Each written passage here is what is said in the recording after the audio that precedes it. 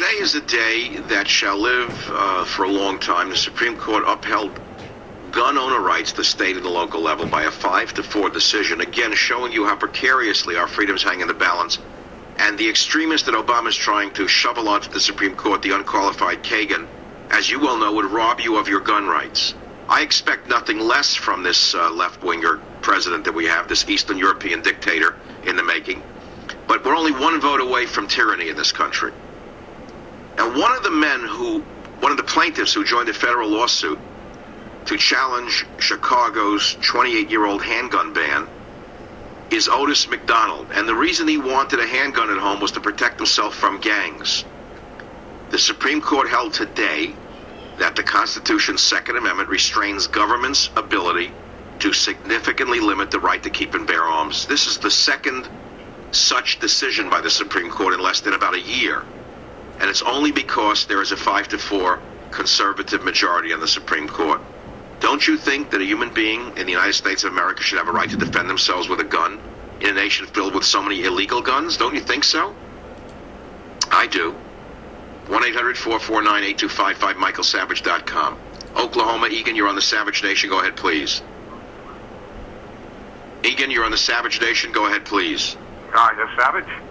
Yes, you're on the radio. Please, go ahead. Yeah, okay, I'm sorry. I come from East Germany, you know, and I cannot but understand this Obama. There's so much in common that he has with the leadership he had there, and he's really a scary guy, you know. I'm not a perfect man myself. I was a member of the Stasi when I was in East Germany. But oh, boy. Well, tell the people the Stasi were the secret police and quite a brutal regime.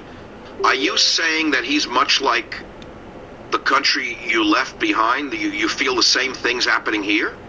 Absolutely, almost exactly, because there is something about the man. I've sensed it from the time he first ran.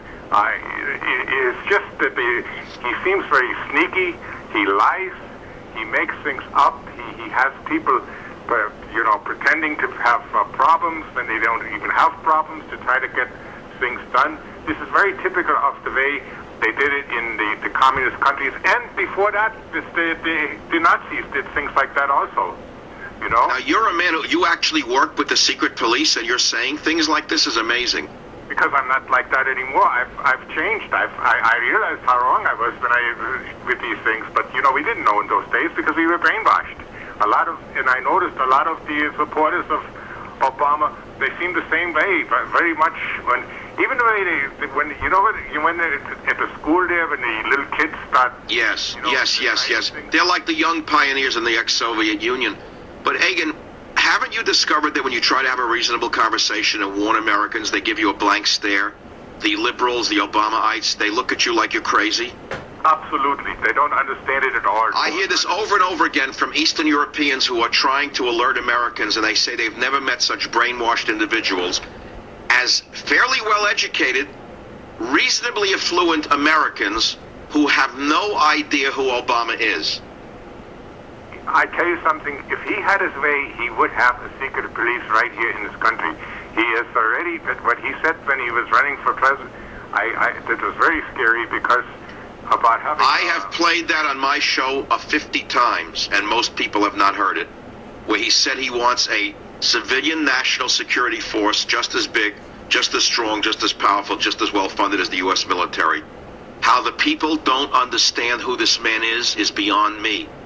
You know, Egan, but what one man told me is this. He said, he came from Poland. He says to me, the reason the liberals he talks to don't understand anything is because they don't know what communism actually is. They only know what they read and what they've read. While men like you lived inside the system and know how terrible it is, secret police grabbing people off the streets, beating them up and putting them into re-education camps or worse. Many things I've done that I'm ashamed of to this day. I have nightmares about it because now, you know, I understand how wrong they were. And well, did you come here under asylum? Kind of, yeah.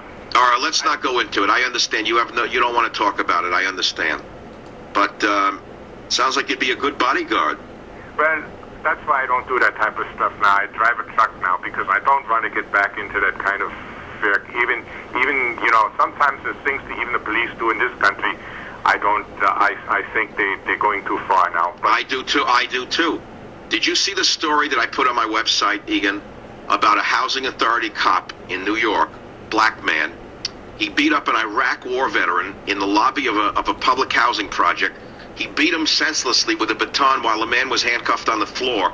That's one black man to another. Do you know that that housing cop was found not guilty today? Would you believe this? I'll believe anything because things are not going... Egan, I've watched the videotape on my website. Someone got it on the security cameras. I got nauseous watching it. He was beating the man over and over again with a nightstick while he was on the ground. How in the world could he not be found guilty? I don't understand this. Because I tell you something, even you, Michael, are sometimes you're with the police, you say the police are this and the police are... But let me tell you something. The police, the police do tend to like power, even in countries, in democratic countries. I know, I understand the psychology of the police, but who is going to protect us other than the wolfhound? In other words, there are a lot of wolves out there, so we have to get the wolfhounds to protect us, so wolfhounds can be just as vicious as the wolf. The problem is you have to constrain the wolfhound. Well, you know, today a very... I mean, I'd rather have a wolfhound protecting me than a poodle, if you know what I'm saying. You see what they hire for police in San Francisco? Your hair would stand up. A 4'9" woman who can't fire a gun. They just got rid of her. She retired on about a $200,000 a year pension.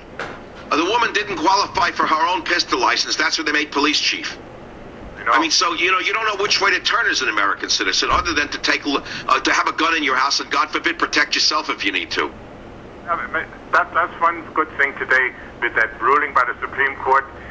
If more people had enough guns in their house and knew how to use them, they wouldn't need so many police. There is no reason to have these many. And you know, when I travel around the country, in states that have good gun laws, you don't have the amount of law enforcement that you have in places like New York or San Francisco or Washington, D.C., where it's wall to wall. Yeah, well, because the bad guys are afraid that they pull a gun out in a restaurant, 3 people are liable to stand up and blast them. That's why Florida is a fairly safe state, by the way. Texas. There's a lot of old people who are armed and dangerous in Florida who are willing to fire their guns. They're ex-cops, ex-military, and they will use the gun on the bad guys. That's why the bad guys are somewhat controlled in Florida. They don't know who might have a gun. Thank you for the call. Savage.